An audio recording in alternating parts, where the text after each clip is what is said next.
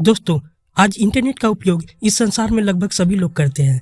क्या आप जानते हैं कि इंटरनेट कैसे काम करता है? इंटरनेट एक वर्ल्ड वाइड कंप्यूटर नेटवर्क है। इंटरनेट के कारण सभी डिवाइसेज एक दूसरे से कनेक्टेड है, जो कई प्रकार के डाटा और मीडिया फाइल को ट्रांसफर करने में मदद करती है। यदि मैं यहाँ पे कुछ ऐसे वर्ड का इस्तेमाल करूँ जो आपके पल्ले ना पड़े तो उसे बाउंसर की तरह जाने दें। सिर्फ आप कॉन्सेप्ट पे ध्यान दें, आपको पूरी जानकारी मिल जाएगी इंटरनेट कैसे चलती है। इंटरनेट एक पैकिंग रूटिंग नेटवर्क का उपयोग करके काम करती है। ये दो मॉडल पे काम करती है। पहला TCP/IP मॉडल मतलब ट्रांसपोर्ट कंट्रोल प्रोटोकॉल मॉडल, और दूसरा OSI मॉडल मतलब open system interconnection model. TCP/IP model का आविष्कार DARPA defence advance research project agency के वैज्ञानिकों ने यूनाइटेड स्टेट ऑफ अमेरिका के डिफेंस के सुरक्षित कम्युनिकेशन के लिए किए थे, लेकिन आज पूरे विश्व में इसका इस्तेमाल इंटरनेट के लिए किया जाता है। दूसरा OSI मॉडल, जिसका आविष्कार फ्रांस, यूनाइटेड किंगडम और यूनाइटेड स्टेट ऑफ अमेरिका के संयोग से किया गया था। इंटरनेट का control ICANN internet corporation of assign name and numbers करती है, जो अमेरिका में स्थित है और किसी तरह के लाभ भी नहीं कमाती है, जो एक प्रॉफिट फ्री संस्था है और .com, .net जैसे डोमेन नेम बेचने वाली कंपनियों, जिसे इंटरनेट असाइन नंबर्स अथॉरिटी कहते हैं, उस पर नजर रखती है और इंटरनेट को सुरक्षित रखने के लिए काम करती है। अब समझ लेते हैं कि इंटरनेट कैसे काम करता है।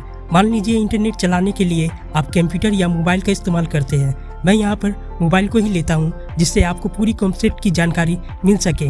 अब इंटरनेट चलाने के लिए आप किसी कंपनी के सिम उसमें लगाते हैं, फिर उसमें डाटा पैक के लिए रिचार्ज करवाते हैं। उसके बाद वह कंपनी आपको डाटा पैक पर डे के हिसाब से आपको इंटरनेट चलाने के लिए डाटा पैक देती है। फिर आप किसी ब्राउज़र में जाकर किसी साइट को सर्च करते हैं या किसी कंपनी का ऐप्स खोलकर उस पर काम करते हैं।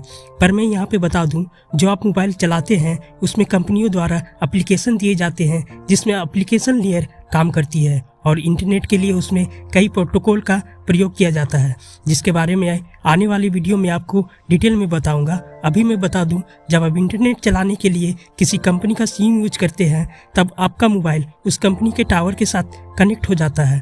आपके मोबाइल का सिम कनेक्ट करने के लिए वो टावर इलेक्ट्रॉनिक मैग्नेट तरंगे छोड़ती है, जिससे आपका मोबाइल इंटरनेट सर्विस के लिए कनेक्ट हो जाए। और जब आप किसी वेबसाइट को सर्च करते हैं या कोई वेब ओपन करते हैं, इसमें से एक IP जनरेट होती है, जो नंबर के रूप में होती है। पिछले वीडियो में मैंने आपको बताया है कि मशीन कैसे काम करती है। वो इंसानी लैंग्वेज पर काम नहीं करती, उसके कमांड को मशीन की एप्लीकेशन ह्यूमन लैंग्वेज से मशीन लैंग्वेज में कन्वर्ट करती है। जैसे मान लीजिए आपने फेसबुक के URL को ब्राउज़र में टाइप किया है या फेसबुक के ऐप्स को ओपन किया है, तो उनमें से एक IP नंबर के रूप में जनरेट होती है, जिसे आपका एप्लीकेशन नहीं दिखाता है। आप इसे डायरेक्ट अपने वेब ब्राउज़र में टाइप कर सकते हैं, जिससे आप देखेंगे कि वहाँ पे फेसबुक का URL नेम लिखा हुआ मिलेगा। उसके बाद आपका पेज ओपन हो जाएगा।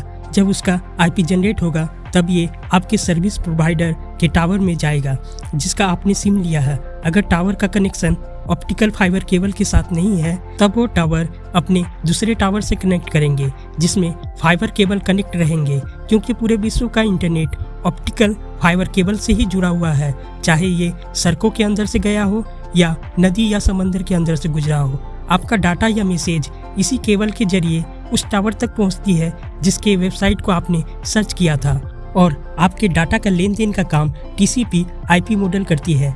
जैसे आपने किस IP का सर्च किया था और आपका डाटा किस रूट से जाना है, ये मॉडल डिसाइड करती है कि किस रूट में उस वेबसाइट का सर्च ज़्यादा हो रहा है। वह उसी रूट से कनेक्ट करेगी, जिससे आपका कनेक्टिविटी और स्पीड अच्छी मिलती है। आने वाले वीडियो में मैं आपको बताऊंगा कि कैसे कंपनियां स्पीड बढ़ाने के लिए 3G, 4G, 5G का इस्तेमाल करती हैं। TCP/IP मॉडल आपका रूट तय करने के बाद मेक ID से कनेक्ट करती है।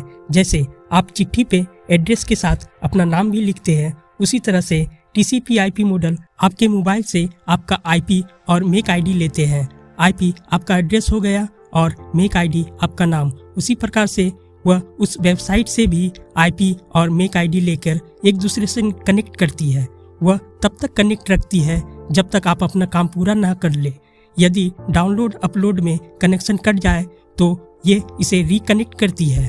जैसे आप कोई चीज़ डाउनलोड कर रहे हैं तो उधर से तो 100 के स्पीड में फेंका जा रहा है, पर आप 10 के स्पीड में कैच कर रहे हैं और कुछ गिर जाता है तो वह उसे फिर से फेंकेगा। पर मैं यहाँ पे बता दूं कि वॉइस कॉल और वीडियो कॉल में ये मॉडल काम नहीं करती है। उसकी जगह पे इंटरनेट यूजर डायग्राम प्रोटोकॉल काम करती है, जिसमें एक बार बात कट गई तो दोबारा आप उसे नहीं सुन सकते हैं। दोस्तों, आपको ये इन्फॉर्मेशन अगर अच्छी लगे तो लाइक, शेयर और कमेंट जरूर कर दें।